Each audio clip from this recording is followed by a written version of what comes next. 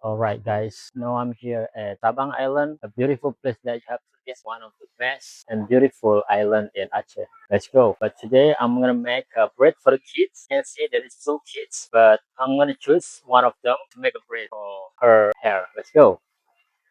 Okay, and I will love it because the view is very beautiful. Let's go. Kiana, we make a bridge for your hair, okay? You can see there is beautiful sea in front of me. And if you come here, you will never go anywhere because, you see, and the kids can play around here. And there is a resort here. There is a place to stay and very beautiful. Let's go. We make a bread for her.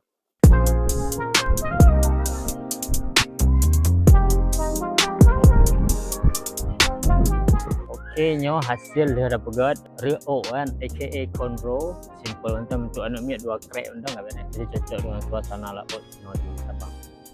Okay, dadah.